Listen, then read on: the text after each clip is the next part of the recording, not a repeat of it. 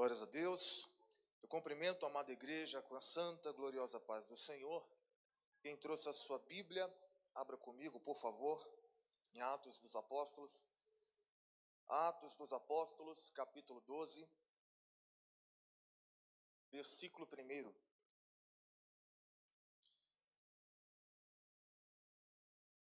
Aqueles que puderem ficar de pé, por favor, eu convido a todos a se colocarem de pé. Atos dos Apóstolos, capítulo 12, versículo 1. A palavra do Senhor diz assim: Por aquele mesmo tempo, o rei Herodes estendeu as mãos sobre alguns da igreja para os maltratar, e matou a espada Tiago, irmão de João. E vendo que isso agradara aos judeus, continuou, mandando prender também a Pedro. E eram os dias dos asmos. Versículo 4. E havendo-o prendido, o encerrou na prisão, entregando a 4 caternos de soldados, para que guardassem, querendo apresentá-lo ao povo depois da Páscoa. Pedro, porém, era guardado na prisão, mas a igreja fazia contínua oração por ele a Deus. E quando Herodes estava para fazer comparecer, nessa mesma noite, estava Pedro dormindo entre 2 soldados, ligado com 2 cadeias, e os guardas diante da porta guardavam a prisão. Versículo 7. E eis que sobreveio o anjo do Senhor, e resplandeceu uma luz na prisão. E tocando a Pedro no lado, o despertou, dizendo: Levanta-te depressa. E caíram-lhe das mãos as cadeias. E disse-lhe o anjo: Cinge-te e ata as tuas sandálias. E ele fez assim. E disse-lhe mais: Lança às costas a tua capa e segue-me. Amém, meus queridos irmãos. Sente-se glorificando ao nome daquele que é, daquele que pode e daquele que faz. Meus queridos irmãos, desde a conversão de Saulo, pouco vemos a perseguição dos sacerdotes contra os santos em Jerusalém. Mas o que observamos é a tempestade surgindo por outro ponto, o poder civil. O primeiro versículo na qual lemos desse capítulo fala de Herodes Agripa. Para quem não sabe, Herodes Agripa era parente de Herodes Antipas, aquele que estava presente na crucificação do nosso mestre, aquele que deu ordem para que João Batista viesse ser degolado. Esse Herodes Agripa também é parente de Herodes o Grande, aquele que estava presente do nascimento de Jesus e deu ordem para a matança dos inocentes. Observe de maneira inteligente comigo.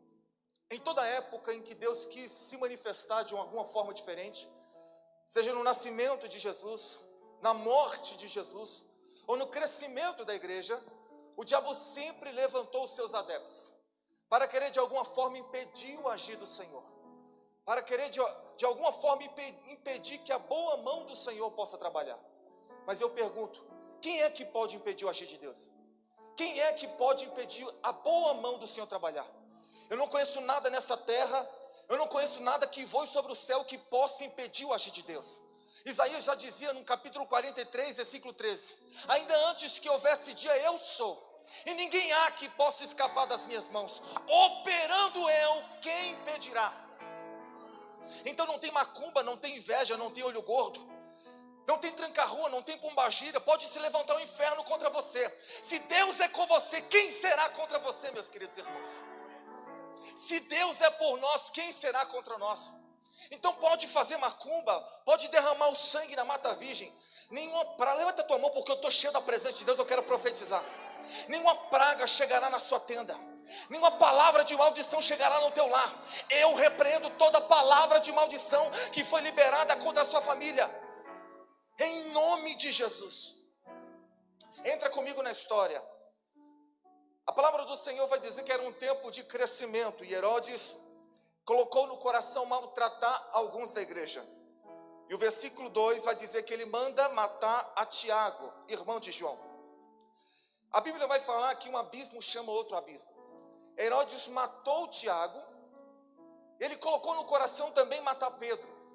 Porque sabemos muito bem que um pecado chama outro pecado. Aquele que dá um passo para o pecado, ele tende a dar passos largos para o pecado. Mas a pergunta que eu faço aqui é por que Deus permitiu que Tiago morresse? Por que Tiago morreu? Sendo que sobre a sua cabeça existiam promessas de ir no mundo, pregar o evangelho, fazer discípulos, ganhar almas, batizar muitos em nome de Jesus. Quando a gente olha a biografia de Tiago, a gente vai ver que ele fazia parte daqueles que eram considerados íntimos de Deus. Tiago estava na transfiguração, junto com Pedro e João.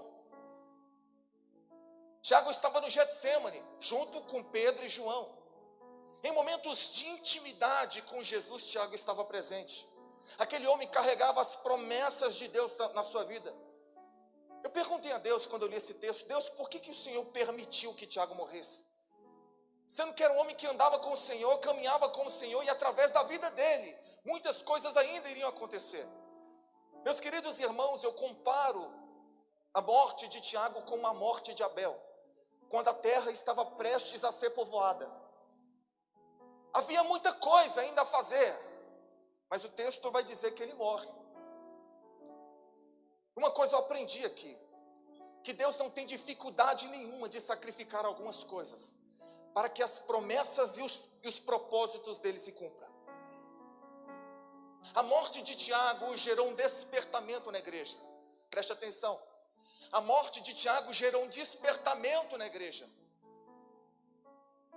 Porque os judeus, os discípulos, eles estavam em Jerusalém. Mas era em Jerusalém que começava, mas era no mundo em que terminava. Então esse despertamento com a morte de Tiago fez que aqueles que estavam em Jerusalém saíssem. Observe que coisa interessante. Deus não tem dificuldade nenhuma de sacrificar algumas coisas na nossa vida, para que a chamada dele venha se cumprir na nossa vida.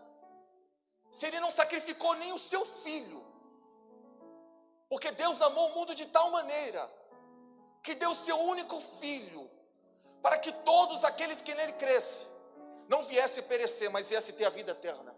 Você não acha que ele não vai sacrificar algumas coisas na sua vida? Você não acha que ele vai sacrificar algumas coisas na sua história, para que a chamada dele venha se concretizar e venha acontecer na sua vida? A Bíblia vai falar, meus queridos irmãos, no livro de João, capítulo 2, que Jesus está em Caná da Galileia, é um casamento, falta vinho. Jesus pede para que 6 talhas se acheguem na presença dele, talhas feitas de pedra e de barro. Jesus pede para que essas 6 talhas venham ser cheias de água. O número 6 é o número do homem. Barro, pedra. A água na Bíblia Sagrada é símbolo do Espírito Santo, símbolo da palavra. A palavra que limpa, a palavra que purifica. Jesus pede para que essas 6 talhas venham ser cheias de água. O que acontece quando a palavra entra dentro do homem? A palavra gera dentro do homem aliança. Vinho é símbolo de alegria, vinho é símbolo de aliança. Então, quando a água é derramada dentro das 6 talhas, a água vai gerar dentro das 6 talhas vinho, vai gerar aliança. Agora, o que eu acho interessante é o seguinte: depois que o milagre acontece, Jesus pede para que o mestre Sala prove do vinho, e muito mais do que isso, ele pede para que o vinho venha a ser servido. Por que, pregador? Porque Deus não faz milagres para que o milagre venha estar somente dentro da talha. Todo milagre que Deus faz é para ser servido. Deus não dá um talento para que esse talento venha a ser enterrado. Todo talento que Deus dá é para ser multiplicado. Às vezes Deus permite algumas coisas na nossa vida, é para que a gente venha se despertar. A pandemia, o ano de 2020, nada mais é do que um despertamento para a igreja. É como se Deus estivesse dizendo: ei, se desperta. É tempo de pregar a palavra e se desperta. Existem vidas se perdendo, e Deus quer usar cada um de nós. Existe uma chamada de Deus na nossa vida, e Deus está dizendo a vidas aqui: é tempo de se despertar na presença dEle. A palavra do Senhor, meus queridos irmãos, vai dizer que depois da morte de Tiago, Acontece então, chega o tempo da festividade, a Páscoa. Uma festividade judaica, na qual todo judeu saía da sua terra e peregrinava até Jerusalém, ali para cultuar a Deus e servir ao Senhor de acordo com aquela festividade. Porém, enquanto Deus está dizendo, através da morte de Tiago, se despertem, Pedro está voltando.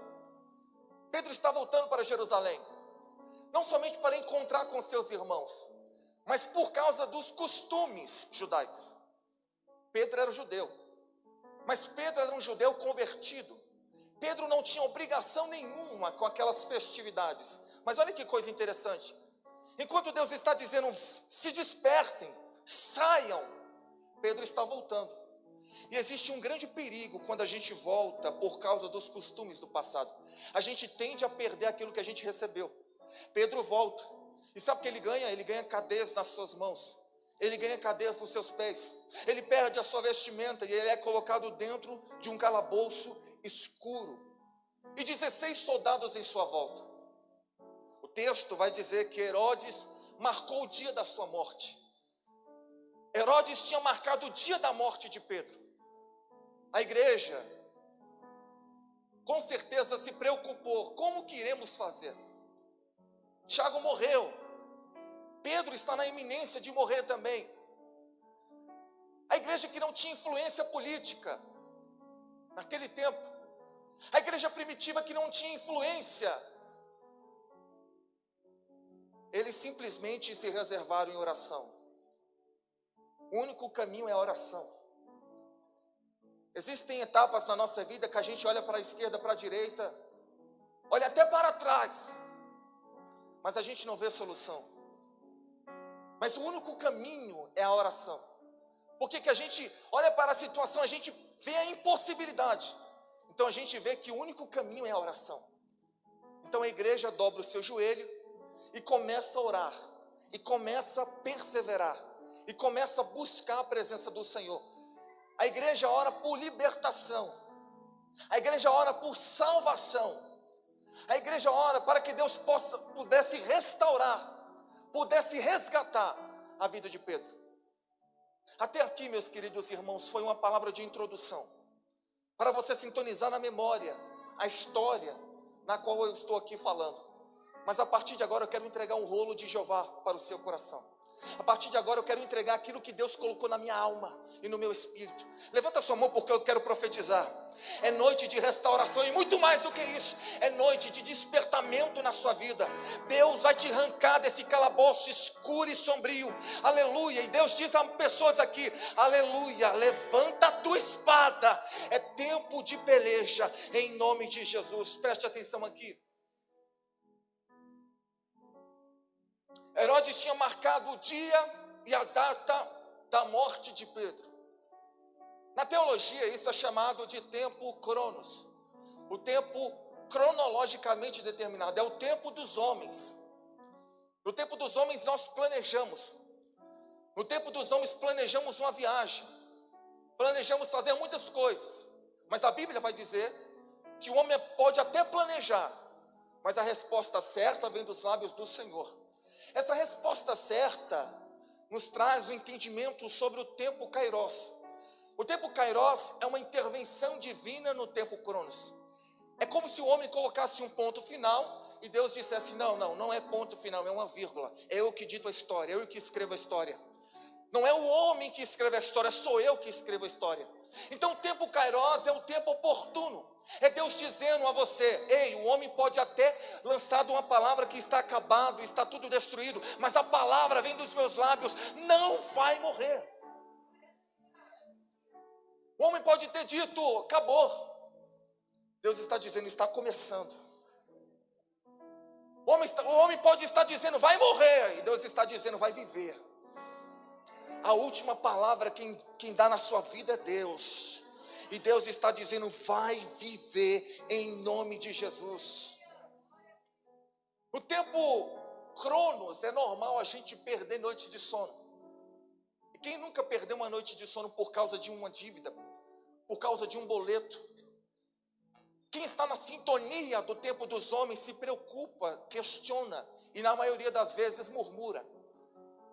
E a murmuração, meus queridos irmãos, o significado da murmuração é como se você estivesse dizendo para Deus: Deus, se eu estivesse no seu lugar eu faria diferente. Mas o tempo Cronos não.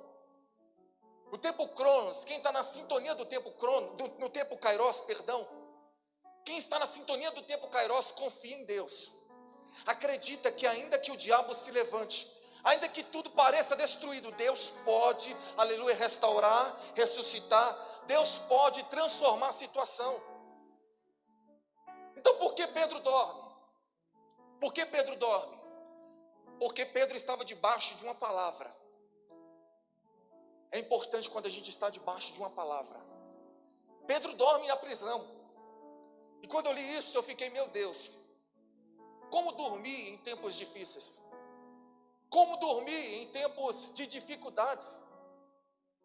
Mas o dormir aqui é confiar. O dormir aqui é perseverar e acreditar que Deus pode solucionar, que Deus pode intervir. A igreja orava continuamente, mas o texto vai dizer que a igreja orava unida, porque a igreja que ora unida prevalece. Quando oramos e quando andamos de mãos dadas, prevalecemos. Sabe qual era um dos segredos da igreja primitiva naquele tempo? Se você ler do capítulo 1 ao capítulo 5, você vai ver as seguintes palavras: estavam juntos, caminhavam juntos, oravam juntos, andavam juntos e se reuniam, e andavam juntos e caminhavam juntos. O que é isso? É o segredo da unidade. A igreja que ora unida prevalece. Sabe qual é o segredo do milagre? O milagre, meus queridos irmãos, é gerado na maioria das vezes na unidade. É quando você está bem com seu esposo, é quando você está bem com seu irmão, é quando você não guarda mágoa no seu coração. A gente procura segredos para que o milagre venha acontecer na nossa vida. E às vezes o milagre está na nossa frente, somente esperando a nossa unidade. Viva em unidade. Quer viver os milagres da igreja primitiva? Viva a unidade da igreja primitiva. Ame a sua família.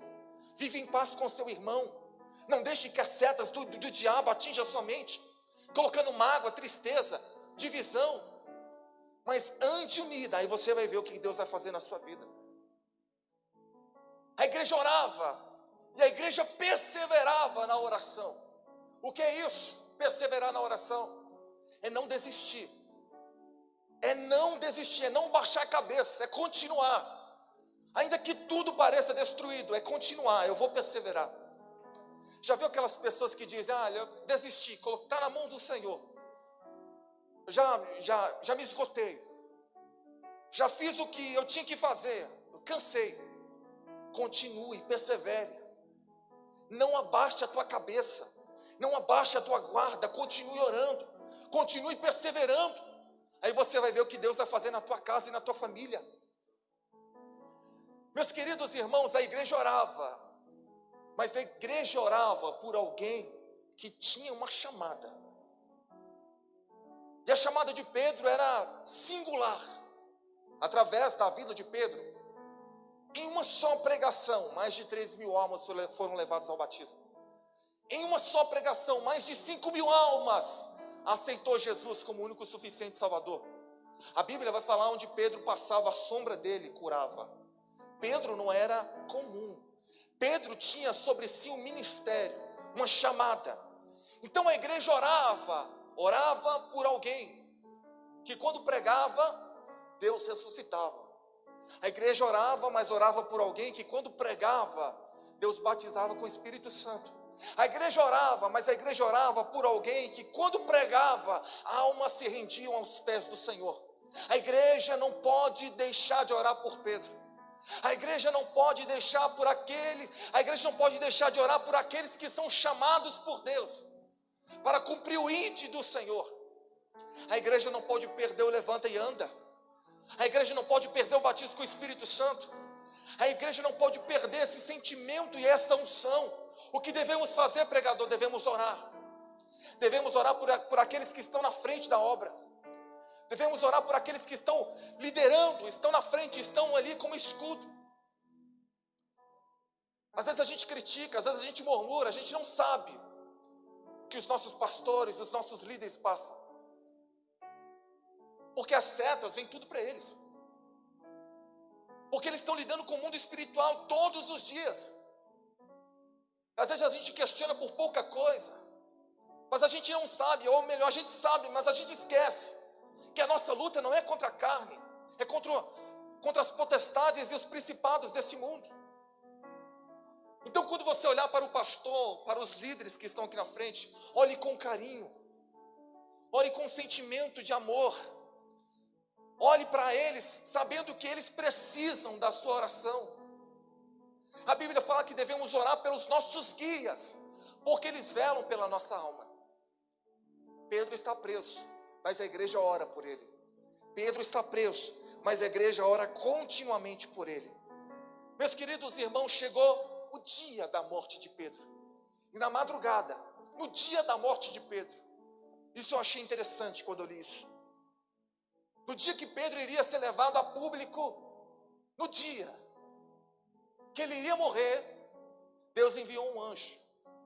É como se Pedro estivesse chegando na beira do precipício, e na beira do precipício Deus livrasse ele. Às vezes a gente, na nossa caminhada cristã, a gente chega na beira do precipício.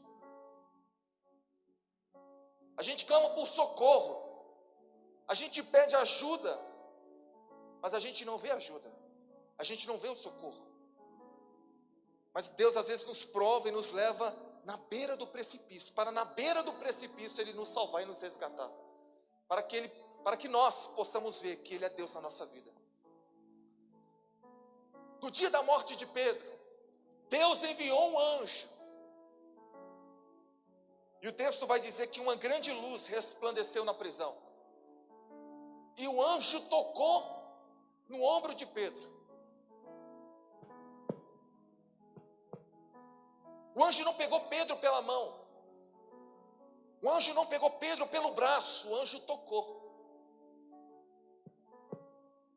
E eis que sobreveio o anjo do Senhor, e resplandeceu uma luz na prisão, e tocando a Pedro no lado, despertou, dizendo: levanta-te depressa. O Espírito Santo nunca vai te obrigar a fazer nada, mas o Espírito Santo vai tocar. Sabe o que o Espírito Santo está dizendo a vidas aqui? Tocando.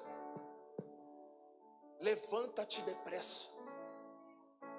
O Espírito Santo está dizendo a vidas aqui: eu tenho pressa. Não, você não está entendendo. Eu não te chamei para ficar nesse quarto escuro e sombrio. Eu não te chamei para ficar preso. A tua chamada é muito grande. Deus está dizendo a vidas aqui: levanta-te depressa. Eu tenho pressa. Se tratando de chamada, se tratando de missão, Deus tem pressa. Deus tem pressa. Vira para o irmão que está ao teu lado e diga: Deus tem pressa. E o texto diz o seguinte, meus queridos irmãos: e o tocou no lado, despertou, dizendo: levanta-te depressa. E caíram-lhe das mãos as cadeias. Preste atenção. Quando Pedro foi preso, ele perdeu a sua vestimenta. Ele ganhou cadeias nas suas mãos e nos seus pés. A Bíblia vai falar que quando o filho pródigo saiu da casa do pai, ele perdeu a sua vestimenta, ele perdeu a sua aliança, ele perdeu as suas sandálias. Mas quando ele voltou para a casa do pai, ele ganhou de volta a sua vestimenta, ele ganhou de volta a sua aliança, e ele ganhou de volta as sandálias nos pés. O texto vai dizer o seguinte: e disse-lhe o anjo: cinge-te e ata as tuas sandálias. E ele fez assim. E disse-lhe mais: lança as costas a tua capa e segue. Preste atenção. O anjo pediu para Pedro colocar as sandálias, porque você nunca sai da sua casa sem a sua sandália. Você nunca sai da sua casa sem colocar o seu sapato. Sandálias é sinônimo de direção. Toda vez que você calça o seu sapato, a sua sandália, você tem uma direção, você tem um objetivo. Quando o filho pródigo voltou para a casa do pai, ele recebeu de volta as suas sandálias. O que é isso? ele recebeu de volta a sua direção. A direção que ele tinha perdido, ele recebeu de volta. O anjo diz para Pedro: Pedro, calce as tuas sandálias. Pedro, eu estou dando uma direção para você. Quem sabe você veio a esse culto, e a tua oração antes de entrar nesse culto, ou melhor, você está aqui dentro, mas você falou consigo mesmo: Deus, eu preciso ouvir a tua voz, eu preciso de uma direção. O Espírito Santo está dizendo a vidas aqui: calce a tua sandália, calce a tua sandália, calce a sandália. Hoje o Espírito Santo, ele te dá uma direção, mas existe uma necessidade aqui, existe uma necessidade. O anjo diz para Pedro: Pedro, levanta-te depressa. Você tem que entender que quando a gente faz para Deus, Deus faz por nós. Deus disse, Jesus disse para Zaqueu: Zaqueu, desce depressa, porque me convém repousar na sua casa. Observe, Deus tem pressa em trabalhar dentro do nosso lar. Deus tem pressa? Tem, mas a gente tem que descer depressa. A gente tem que descer depressa, para que assim o Espírito Santo possa trabalhar dentro do nosso lar. Então o que é isso? Quando a gente faz para Deus, aqui na igreja, entregando panfleto, orando, intercedendo, como o Rodrigo bem falou, Deus também está trabalhando dentro do nosso lar. A gente esquece que existem pilares da oração, e um dos pilares da oração é a intercessão. E a gente esquece de dobrar o nosso joelho para interceder, para buscar por aqueles que realmente precisam. Mas o anjo diz para Pedro: Pedro, levanta-te depressa, calce as tuas sandálias, lance as costas a tua capa e segue-me. Meus queridos irmãos, a vestimenta do judeu, se você for em Israel, se você for numa região, se você for em Jerusalém, ou em qualquer região de Israel, você vai ver que todo judeu, ou melhor, você pode ir em uma sinagoga messiânica aqui no Brasil, aqui em Brasília, que tem uma sinagoga messiânica, você vai ver que o judeu, ele se parece na forma de vestir. Você olha para um judeu, parece que está olhando para todos os judeus, porque se vestem de uma forma, andam de uma forma, conversam de uma forma. É fácil identificar um judeu na sociedade, por causa do seu cabelo, por causa da sua vestimenta, por causa da sua forma como falar. O cristão, ele tem que ser a imagem e semelhança de Jesus nessa sociedade. As pessoas, quando olhar para nós, elas têm que identificar que ali vai um cristão, que vai um servo do Senhor. Temos que fazer a diferença nessa sociedade, porque evangelizamos através da nossa conduta. Martírio, proclamação através da nossa conduta, no grego. Proclamar através da nossa própria conduta. E quantas vezes, pastor Neves, quantas vezes no trabalho, na faculdade, pessoas chegavam em mim dizendo: nossa, eu nunca conversei com você, mas eu sinto a paz quando eu estou perto de você. Eu nunca conversei com você, mas eu vejo a forma que você anda, que você conversa com as pessoas. As pessoas nos reparam, meus queridos irmãos. E a gente evangeliza através da conduta. Eu já ganhei almas sem abrir a minha boca, só através da minha conduta. E o anjo disse para Pedro: Pedro, calce as suas sandálias, coloque a capa e segue-me. Observe que para onde o anjo vai guiar Pedro, Pedro não vai despido. O anjo diz para Pedro: Pedro, aonde eu vou te levar, é necessário você calçar as suas sandálias, é necessário você colocar a sua vestimenta, e é necessário você ter pressa. Porque para onde eu vou te levar, você não vai despido. Meus queridos irmãos, é necessário a gente se enquadrar à visão do anjo. Para que nós possamos ser abençoados, temos que se enquadrar à visão do anjo. A gente pergunta: meu Deus, mas como que isso vai acontecer? Deus coloca anjos no nosso caminho? Coloca. Deus colocou um anjo nessa igreja, com uma visão. E nós temos que seguir essa visão. A gente não tem que murmurar, eu vou ficar questionando. A gente tem que seguir a visão. O anjo sempre está aqui dizendo, todos os cultos de domingo, quarta, terça-feira, coloque a capa, calce as sandálias, para onde você não vai despido. Porque um dia, meus queridos irmãos, quando Jesus voltar para buscar a sua igreja, Ele não vai buscar uma igreja despida, Ele vai buscar uma igreja lavada no sangue do Cordeiro. Ele vai buscar uma igreja vestida, revestida em Jesus Cristo. E quando Jesus buscar a sua igreja, naquele tempo, muitos vão procurar os cristãos, muitos vão nos procurar, mas o texto vai dizer aqui, que depois que o anjo guia Pedro, as cadeias caem ao chão, e no outro dia os soldados encontram as cadeias no chão. Quando Jesus voltar para buscar a sua igreja, muitas pessoas irão nos procurar, mas não vão nos encontrar, mas vão encontrar as cadeias no chão, porque a igreja foi arrebatada, a igreja subiu. Eu espero a volta do Cordeiro, mas eu quero esperar Jesus preparado, vestido, com as vestes lavadas no sangue do Cordeiro, porque o dia que Ele voltar, eu quero subir, eu não quero ficar, e só quem quer subir.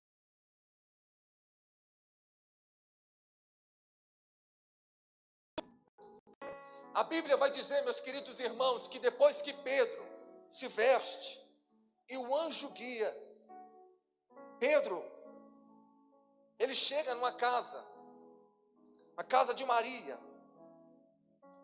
e ele bate na porta, e quem abre a porta é uma menina chamada Rode. A igreja fazia contínua oração para Pedro ali dentro daquela casa. Eu perguntei comigo mesmo, o que faz uma menina estar nesse lugar? Tanto lugar bom para ser menina estar, tanto lugar bom para ir, e aquela jovem está ali, no centro da oração, tanto lugar bom para nós estarmos, mas aquela moça, aquela menina estava no centro da oração. A igreja que orava continuamente por Pedro, viu a resposta bater na porta. A resposta que você tanto espera vai bater na tua porta. Então você não está entendendo, Pedro era a resposta da oração daqueles que oravam. Então quando Pedro bate na porta, a resposta estava batendo na porta. O milagre vai bater na sua porta. Não, você não está entendendo, eu não sei se vai chegar por carta, ou se vai chegar por telefone, eu não sei como vai chegar, mas eu profetizo, que o milagre vai bater na tua porta. Por que, pregador? Porque você não tem que correr atrás das bênçãos, é a bênção que vai atrás de você. Levanta a sua mão, eu quero profetizar na sua vida, Espírito Santo. Deus, eu profetizo na vida deste, na vida desta, que o milagre vai bater na porta, em nome de Jesus. O milagre vai bater na porta, o milagre vai bater na porta. Só quem crê nesta palavra, glorifica o nome daquele que é, daquele que pode, daquele que faz. Se desperta. Há quanto tempo Deus tem falado para você? Há quanto tempo você tem escutado essa palavra? Eu tenho chamada na sua vida, eu tenho promessa na sua vida. Ah, pregador, eu tenho uma chamada de Deus. Há 5 anos escuta a mesma palavra, há 10 anos, há 15 anos, 20 anos escutando a mesma palavra, mas nunca se despertou de fato. O novo para a sua vida é necessário você tomar uma postura, é necessário você se colocar de acordo com a vontade do Senhor. Não comece 2021 da mesma forma. Não comece 2021 da mesma forma. Esse ano foi tão difícil, como o pastor Eliezer falou aqui. Muitos cristãos não ficaram firmes na presença do Senhor, não tiveram constância na presença do Senhor. Mas comece 2021 de uma forma diferente. Tome uma postura diferente. Diga para as circunstâncias, independente de qualquer coisa, eu vou fazer a obra do Senhor. Eu vou exercer a minha chamada, no meu trabalho, na minha casa, no meio da minha família, na igreja. Se desperta. Profeta não pode ficar dentro de calabouço. Pregador não pode ficar dentro de calabouço. Visionários não podem ficar dentro de calabouço. Eu tenho uma palavra de Deus ao seu coração. Saia deste lugar onde limita a sua visão. Eu profetizo que os teus olhos iam se abrir, que você possa ver o que Deus tem separado e reservado para você. Deus tem coisas grandes. O nosso Deus é grande. Mas o problema é que a gente fica acomodado. A gente se acomoda, a gente fica acomodado e para nós está suficiente, está bem, tá superficialmente, tá ótimo. Vou servir a Deus desse jeito, tá bom. Não, meus queridos, se desperta nessa noite. Fica de pé em nome de Jesus. Aleluia. Santo, santo, santo é o nome do Senhor. Glórias ao nome do Eterno. Eu quero convidar minha esposa a preparar um hino, a preparar um louvor. Mas enquanto isso, eu quero que você coloque a mão no seu coração nesse momento. Eu quero fazer uma oração por você. Em nome de Jesus, coloque a mão no teu coração. Espírito Santo, a tua palavra diz, a palavra que eu ministrei, Senhor, fala que o Senhor opera através da unidade. Que o Senhor opera através da tua palavra. O que o Senhor opera na unidade da igreja. Espírito Santo, estamos aqui em unidade, Senhor, e queremos determinar a libertação, Espírito Santo. Queremos determinar a salvação. Queremos determinar o milagre. Em nome de Jesus, nesta casa, nesta família, dentro deste lar. Espírito Santo, vai operando agora, Espírito Santo. Vai operando neste momento nos corações. Vai tratando, Senhor, nos sentimentos. Vai, Senhor, repreendendo agora todo o mal. Eu repreendo agora pela autoridade do nome de Jesus, que todos os grilhões iam cair por terra na sua vida. Que todo o mal venha a ser destruído. Em nome de Jesus, não prevalecerá toda a armadura do inferno. Toda palavra de maldição não prevalecerá contra a tua vida. Saia do lugar onde limita a sua visão. Sai para fora em nome de Jesus. Em nome de Jesus. Se desperta nessa noite. Se desperta nessa noite. Se desperta nessa noite. Apesar das feridas, apesar das decepções, eu te chamei. Aleluia. Eu te chamei. Apesar do passado, apesar das desilusões, eu te chamei. Eu te chamei. Deixa eu te usar para curar. Deixa eu te usar para salvar. Enquanto eu te uso, eu cuido de tudo que te faz chorar. Ele fala contigo. Deixa eu te usar para curar. Deixa eu te usar para salvar. Enquanto eu te uso, eu cuido de tudo que te faz chorar.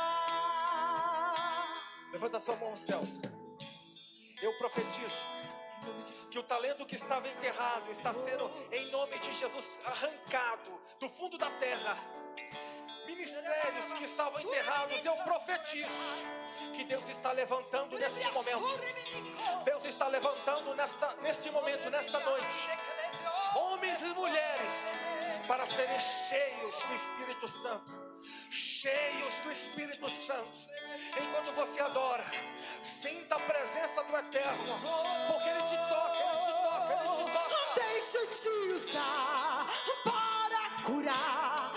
Deixa deixa eu te usar para salvar. Enquanto eu te uso, eu cuido de tudo que te faz chorar. Ele fala contigo, deixa eu te usar para curar. Deixa eu te usar para salvar. Enquanto eu te uso, eu cuido de tudo que te faz chorar. Oh, aleluia. Erga sai, camandaração, amaraçai. É noite de despertamento na sua vida. Deus está te conduzindo a uma dimensão espiritual. Deus está tirando desse escuro da depressão. Deus está te tirando neste momento. Labaraçai, levanta a tua mão, eu quero profetizar na tua vida. Eu profetizo a restauração, a restituição. Começa a receber agora, recebe, recebe, recebe agora, recebe, recebe porque vem do alto. Essa labaração, tranda da gaçai, recebe, tá, alagaçai, ricantora bagaçai. Começa a dar lugar, começa a se encher, começa a dar lugar. Deixa eu te usar para curar. Deixa eu te usar para salvar. Enquanto eu te uso, Ele está curando feridas que te fazem chorar. Ele te diz assim: sou eu que te trouxe aqui. Ainda não bastou oh, eu faço tudo novo. Oh, enxugue as tuas lágrimas e comece a cantar. E enquanto você adora, Ele está trabalhando no teu lar. Oh, aleluia. Recebe o novo. Aleluia. Em nome de Jesus. Coloque a mão sobre a sua enfermidade nesse momento. Eu estou debaixo da autoridade de Deus aqui. Coloque a mão na tua enfermidade. Eu tenho visto milagres acontecerem nessa igreja.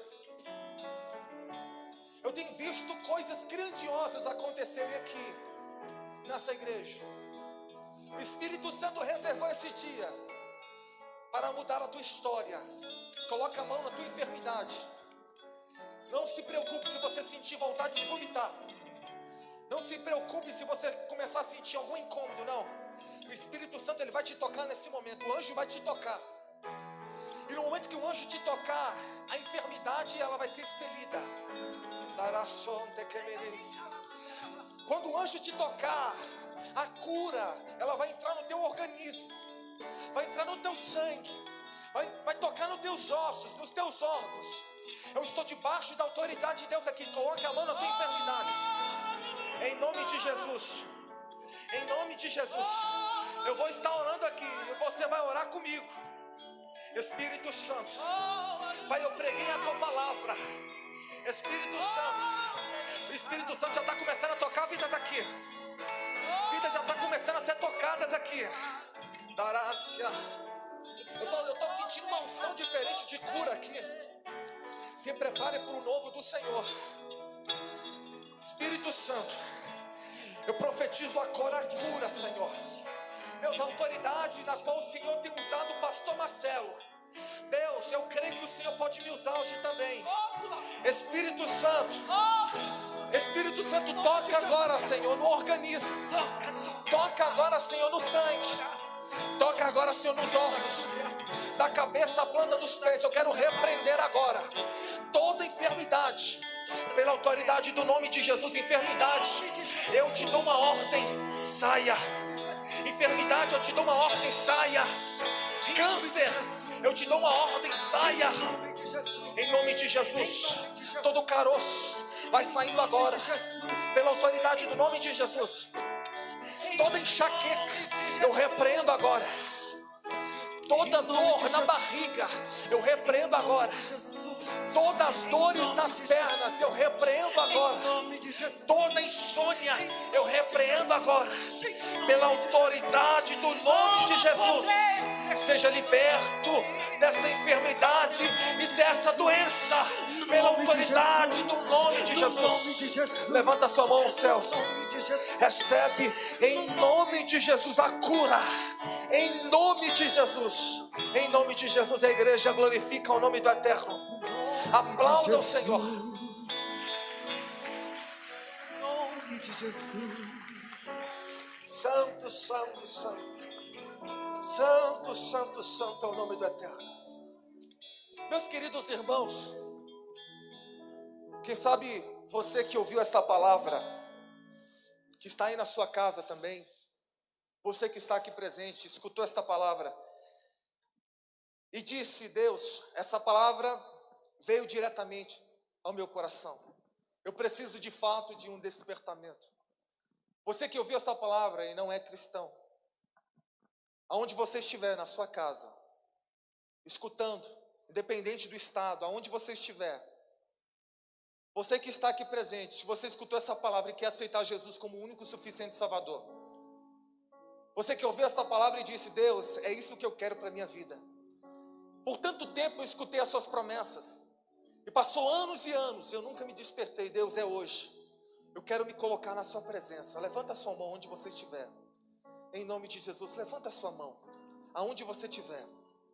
Eu quero orar pela sua vida. Eu já vou entregar o microfone para o pastor Neves, mas eu quero orar por você. Mas você que está na sua casa, eu quero liberar uma palavra de despertamento e de salvação.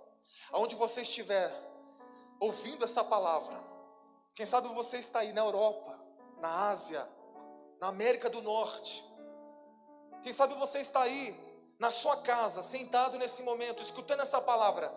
Eu profetizo salvação dentro do seu lar. Eu profetizo salvação no meio da sua família. E quando Deus fizer um milagre na tua vida, conte o testemunho, mande lá para o pastor Marcelo o que Deus está fazendo na tua vida nessa noite, em nome de Jesus. A igreja glorifica o nome do Eterno. Aplauda Jesus, meus queridos irmãos. Eu agradeço a oportunidade, em nome de Jesus.